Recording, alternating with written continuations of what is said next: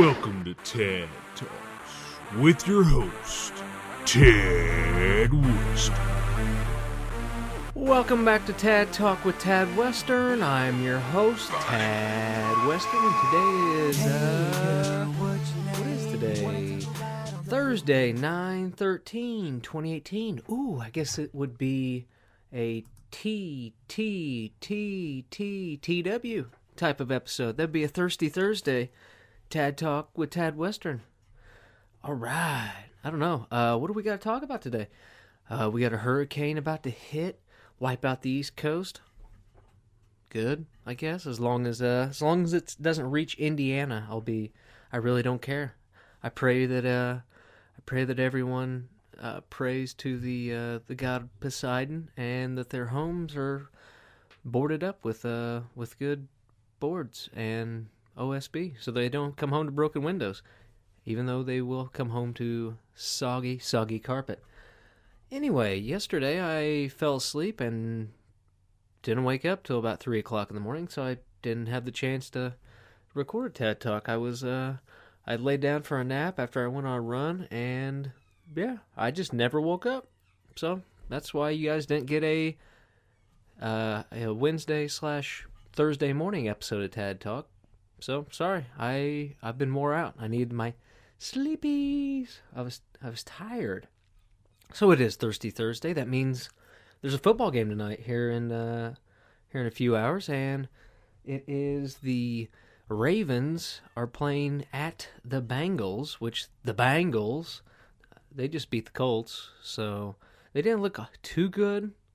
And Baltimore looked pretty good against, I believe they played Buffalo week 1. So I'm going to go ahead and take the Ravens in tonight's game. I think it'll be, I'm going to throw out a score. We'll go 28 to, I don't know. Let's see here. 21. I don't know. I've got Joe Mixon on my fantasy team, so I hope he runs for about 3 touchdowns. All right, so there's Tad's parlay pick of the week. Oh, man, not last night, but the night before, I cried for the first time since I dropped a giant thing of concrete on my toe and about fractured it. I think I did fracture it. I don't know. I couldn't walk for like 2 days. Yeah, I was brushing my teeth right before bed after I'd finished up the podcast, the 9/11 podcast, actually. And I decided, to rinse my mouth out with some peroxide. As I tend to do normally, for a good oral health. You want to have good oral health. That's Tad's tiny tip of the day. Make sure you brush your teeth, people, and brush your tongue. That's where the bad breath comes from. You got stanky tongue, nobody's gonna kiss you. So I'm done brushing my teeth, and I reach down in my cabinet, I pull out a bottle, and I take squirt it into my mouth. Next thing you know, I'm like, I get a whiff of something, and I'm like, oh fuck, this isn't peroxide. Turns out, not only do I have peroxide underneath my sink, I have 97% rubbing alcohol, and they are in the exact same bottles, except one of the bottles is clear, the alcohol bottle, and the peroxide's brown, because sunlight does something to peroxide where it has to stay out. So I proceed to shoot alcohol into my mouth as I still got toothpaste and nasty shit in my mouth as well. So it starts. Now I was expecting the peroxide to foam up a little bit of tingling sensation in your gums and teeth, as peroxide does when you rinse your mouth out with it. But instead, I've got my mouth started burning on fire. Now, you'd think as much as I drink booze that I would my mouth wouldn't hurt that bad, but this is 97%. This is damn near premium racing fuel I'm putting directly into my mouth, and it had it kind of tasted like Rumplemints, except for if Rumplemints was dipped in Lucifer's veiny cock and was ramming it down my throat. It burned. It burned bad. I started tearing up. I about threw up because, and then not only that, the vapor from the alcohol going into your nose is like, whoa, it wakes you up like smelling salts after you've been knocked out from a sweet football hit. But yeah, I would advise you to make sure. And you're probably like, Tad, how do you not look at the bottle before? Listen, I had taken my contacts out. I wasn't wearing my glasses. I was actually I was spitting out some toothpaste into the sink, and then I kind of tilted my head and I went to shoot it, and then that's when I kind of got the smell, and oh fuck, it was alcohol. Yeah, so it tasted horrible. It tasted like Rumplemints, which Rumplemints is horrible. If you don't know, Rumplemints is some type of Polish fucking hard liquor that tastes like mints, but it's like 100 proof. It's not very good. Don't try it. Yeah, so that was fun, and it reminded me of time I had ordered a root beer, and I think I was at a Burger King or Wendy's or something, and instead of a root beer, and I was in the to-go, so I didn't look at it, and I went to take a swig off of it, and instead of a root beer, they gave me like a lemonade or something, and not that lemonade's bad, but when you're expecting something super sweet like a root beer, and you take a super tangy, acidy lemonade swig, oh my god, I about threw up that day too. I actually spit it out on the dash of my car, which you're just not expecting to rinse your mouth out with alcohol. Well, yeah, oh, and speaking of cars, I had to replace my battery today. That set me back about $180. That was pretty neat. The battery was old and dead. It probably didn't help that I let that hobo try jumping it a couple weeks back at the laundromat. But yeah, I had to get a new battery, so just in time for winter. I'd rather go out before it gets cold than when we get the cold weather. And that'll bring me to Tad's tip of the day. I got home. I was super hot, a little wore out. And you know what? It's nice. If you live in a home and you have a refrigerator that has a freezer attached, maybe you don't have an attached freezer, but you have a detached freezer, keep popsicles in your freezer. You want to know why? Popsicles are awesome. You come home, nice little treat, because they're sugary goodness that are frozen to perfection, and they cool you off. Not only that, if you get any injuries, like sports injuries or something, you get a popsicle, you break it off, you got a sprained ankle, throw the frozen popsicle right there on your ankle, and then you just break one off too, and take a swig of vodka, and then pop in a little piece of your popsicle and vodka. That's the way to do it. So that's Tad's tip of the day. It's more of a culinary / safety protocol, because who wants to have ice packs laying around? You can't even ice packs. I don't even think are edible. Don't eat ice packs. That's another Tad's tip. That's a tiny Tad tip. Triple T. But yeah, keep some popsicles on deck. Not only for you, but for kids. You never know. You got neighborhood kids. You just, hey, want a popsicle? It's probably not a good look if you do it alone or if they're alone, especially if you're dressed in a priest outfit. All right. Anyway, enough about passing out popsicles. Let's get on to what's in the news. I think we're about to get hit with a hurricane, and not only that, I think I don't know what's going to happen. I'm not a big hurricane man. Never have been. I find tornadoes more devastating and scary than hurricanes. Maybe it's because I don't live near the water. But I guess they are, like I said the other day, they are tornadoes of the sea. All right, let's see here. Let's get into some news. Headline. Naked drunken Florida man. Oh, it's going to be a good one. Starts fire while baking cookies on a George Foreman grill. Hell yeah. Aren't you know, George Foreman grills were invented to cut the lean, mean grilling machines, to cut the fat out of whatever the hell you're cooking. So why this guy's just cooking cookies on it? That's not good. A house caught fire after a naked man baked cookies on a George Foreman grill and left them unattended. You never want to leave anything unattended. Not even a parking attendant. Because when they leave unattended, they'll take your car and they'll drive it around. That'd be like a valet, not a parking attendant. But whatever. When firefighters arrived in the smoke-filled home, I want to say this is an apartment. This guy, who the hell cooks on a George Foreman that owns a home? When firefighters arrived at the smoke-filled home in Date Palm Drive, the man answered the door naked and said, "I'm sorry," then closed the door. I'm sorry. Want to look at my cock? Okay. They walked deeper into the home and several items were on fire, the report said. He showed no signs of caring for his safety. The officers had to remove him from the home. I'm going to say this guy was probably super high, drunk. The man admitted... Okay, keep reading, Tad. The next sentence. The man admitted to drinking 2 liters of vodka and smoking marijuana. 2 liters. That's not 1 liter. Not 2 liters. He drank half the displacement of a 4-liter car engine of vodka. That's a hell of a lot of vodka. Well, let's see here. A half gallon of vodka is a liter. So he drank a half gallon, and a fifth, I believe, is 2 liters.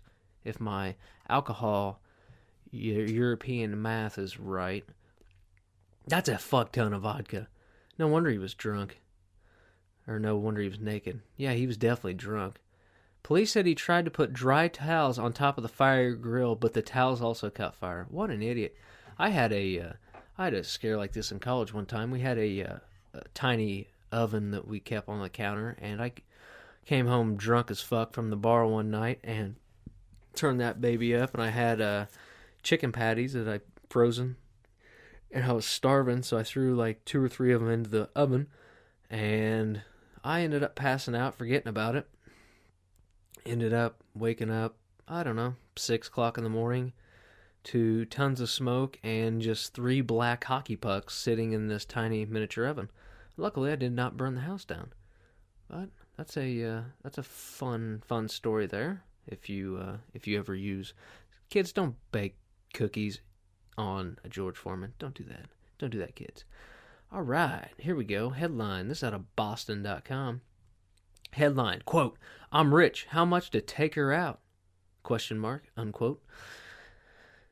New Hampshire man allegedly said in attempt to buy 13-year-old girl from Faneuil Hall. Police say they found the 20-year-old man with over $11,000 in cash. All right, is this on a college campus? Authorities say a New Hampshire man who allegedly tried to buy and kidnap a 13-year-old girl near Faneuil Hall carried $11,000 in cash and asked the parents how much it would cost to take her out, according to Boston Globe. I'd say, you can have my wife for about $350. Here you go. Alfred Patterson of Raymond was arraigned Boston. You can't buy people? What kind of... I thought this was a free country. He offered to purchase her. He didn't take her, did he? Patterson was arrested Sunday evening, faces charges of attempted kidnapping of a child and enticement of a child under 16. Hey kid, you want some candy? Hey kid, you want some money? Judge Lisa Grant set a $7,500 cash bail. He had $11,000 on him. Why didn't you just make it $11,000? Why, you knew he had $11,000. Come on. According to police officers, they responded to a report of an attempted kidnapping. Well, was this guy intoxicated? He approached the family, pulled out a significant amount of money, and offered to buy their daughter, stating, "I'm rich. How much to take her out?" I've used that line at bars, but I've never actually followed through pulling. This guy's weird looking. Yeah. Okay, what's wrong with this? So he was 20, she was 13. Yeah, sounds like a Roy Moore 2.0. All right. I don't know what's gonna happen. He did not know the girl was 13. So yeah, she was probably all nice and developed, living off of all these hormones they shoot up in the chicken. I tell you what, can't blame the guy. And he offered to pay. He just didn't kidnap her. I kind of see the case. I kind of get it. All right, what else we got here? Miami Herald, author of How to Murder Your Husband, that's the title of a book, arrested for allegedly killing her husband. Well, shit, this is a nonfiction. This is a documentary style book. Life has apparently imitated art for one romance writer. All right, did she suck his dick right before she killed him? In a twist of irony so devious, it would have turned... I don't even know who... Nearly 7 years after his wife of 27 years penned an essay titled How to Murder Your Husband, Nancy Crampton Brophy, the writer of the mystery... She was some type of sexual mystery writer. Dan, okay, all right. Let's get... There's about 19 million... There's an archery, 2 minutes... And you may rethink your archery game. Watch and find out. I don't know why this is targeted to me. I don't. It's a guy sitting in a tree stand shooting a bow. All right, so it was a shooting. This wasn't very planned out. Did she just shot the dude? Most of the time, these books have to go into some type of deep cover where you go to a hotel and, I don't know, act like you fake your death and then he ends up dying. Like that one movie that Ben Affleck was in with that other chick. I don't know. What was the name of that movie? You guys know. Look it up. Okay, so the story's stupid. And the ads are stupid. Here we go. Here's a headline I want to read. I should really start proofreading these. Police Department. Gilbert man fakes Down syndrome, hires caregivers to bathe him and change him diapers. Oh, yeah. This guy doesn't even look like he has Down syndrome. Gilbert, Arizona. A Gilbert man was arrested for pretending to have Down syndrome and hiring caregivers to bathe him and change his diaper. I just read that. Now he has Up syndrome. Dick's up your ass because he's in jail. Police say they arrested the 31-year-old. Why was he wearing diapers? He had to be beaten off to this. Manchaca reportedly posed as Amy and hired a caregiver to bathe and change diapers of her son with Down syndrome. First victim later reported to police she assisted him with diaper changes and baths on 30 occasions over the summer. These happened at various locations. What? A second and third victim also took over caregiving duties in July. Police say 3 victims all knew each other, and he would become sexually aroused as he was being bathed, as you would. I mean, there's nothing like a good bath to get your boner working. Come on. I'd rather have a clean boner than a dirty one. At one point, the first victim became suspicious and followed him to his actual home. He was dropped off by another caregiver. She knocked on the door and met his parents, and then discovered he does not have Down syndrome or need diapers. This guy was shitting in diapers and beating off in the bath. This is great. All 3 victims. Now, are they victims? Come on, really? Anybody get came on? Oh, he was lying to him. He listed his employment as a school crossing guard and has been charged with fraudulent schemes and sexual abuse. Wow, you can list... How much do you pay in taxes if you're a school crossing guard? That's a hell of a gig. You only work, 2 hours a day, maybe? Nice. Yeah, good for you, diaper man. All right, what else do we have here? Oh, we've got... This is in China News Asia is the website this is from. French police detained 6 vegans suspected of butcher shop vandalism. Lille, France. 6 people were detained in northern France this week over a string of attacks on a butcher shop and fish shop by vegan activists. What a bunch of dumb fucks. 9 businesses and in Lille and surrounding areas, including a cheese shop and a McDonald's, were targeted. What are you going to a cheese shop for? Cheese, they don't hurt anybody to make cheese. What? And then if you fuck up all the cheese, what are the mice going to eat? And a McDonald's. McDonald's is like 90% soy in their hamburgers, so why even bitching about McDonald's? They were targeted. And McDonald's is franchise owned. Come on. At least go to like a mom and pop place and... Okay, they broke their windows and painted anti-meat slogans on the walls. Like, beat your meat instead of eat your meat. Is that what they put on the wall? Oh, no, actually, Tad, if you keep reading, they'll show you. Often the graffiti included the phrase, "Stop speciesisms." Oh, my God. A term sometimes used by animal rights activists to suggest that people who eat meat are behaving immorally against other species. Wow. Wrap your brain around that. 5 of the 6 people detained on Monday and Tuesday have been released. One 21-year-old woman will appear in court. They prefer to remain silent when being questioned. Oh, nice. Cat got their tongue, I would imagine. Or, no, that'd be PETA. I guess PETA is probably, they're probably all the same vegan fucks. Maybe a Venus flytrap got their tongue. A source close to the inquiry said DNA evidence and phone records linked 6 activists to the vandalism. Listen, people, don't break windows. Your ideas suck if you gotta break windows to get your point across. French butchers wrote to the Interior Ministry seeking increased protection for their businesses.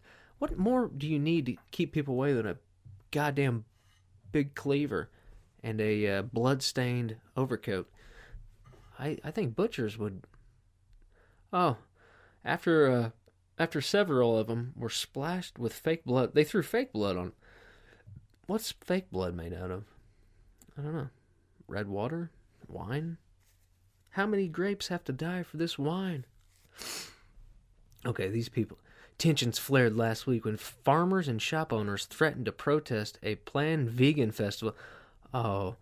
In northern city of Cialis with a giant boner barbecue. That prompted the mayor to cancel. They can't even smell smoked meats or they go crazy.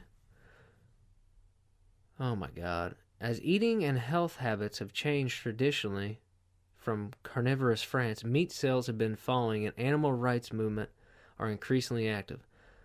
Alright, so if you go to France, remember, don't eat the meat, beat your meat. Nice. I like that story. Maxim magazine. What? Fucking vegans, man. I hate vegans. Jimmy Buffett is getting into the weed business. That's right. Wasted. Not wasted. Stone again in Marijuanaville. Smoking where'd I lose my bong. He's getting into business with the billionaire heir of Wrigley Gum. Awesome. Oh, and then they said wasted away in Marijuanaville. All right. I'm glad I'm not the only one who thought of that.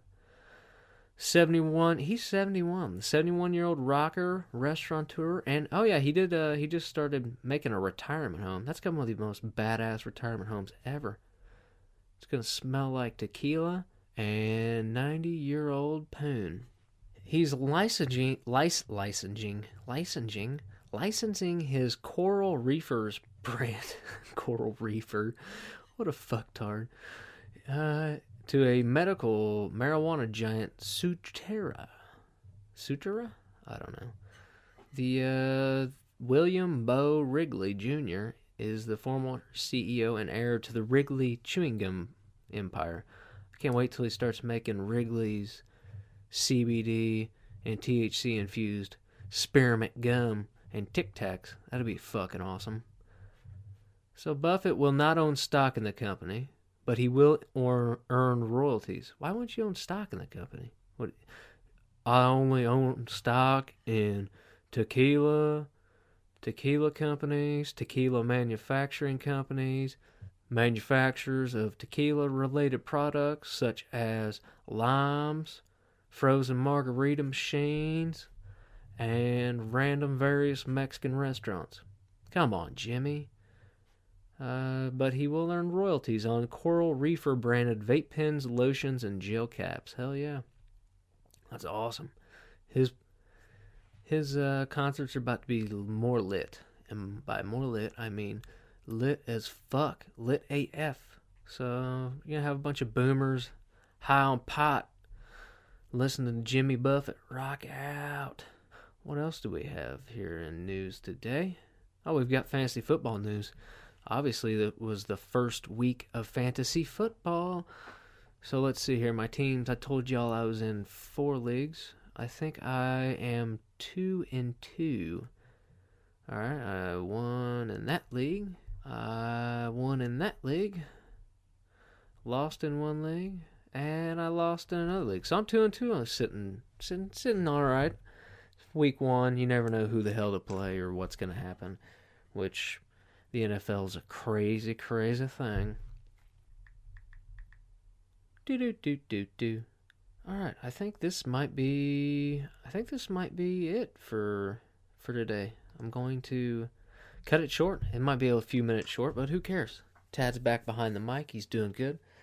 Just got back home from a nice run with the puppies. Pooh Bear, she hung behind, and Kona, he ran like a madman, and he was trying to get squirrelies as I call them, but they were a little too squirrely for me. Couldn't quite get them. So, I appreciate everyone for listening, subscribing, liking, commenting, doing whatever you gotta do. Do it. Like, subscribe, do it. If you like, go ahead, do it.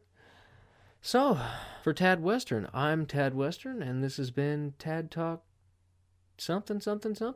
I don't know what number this is. Is this Tad Talk 34? Oh, Tad Talk 3, 4, 5, 6, 7, 8, 9, 10, 11, 12, 13, 14. All right, I've had enough bullshitting. Anyway, remember, for Tad Western, I am Tad Western. And remember, keep them holstered unless you're ready for a shootout.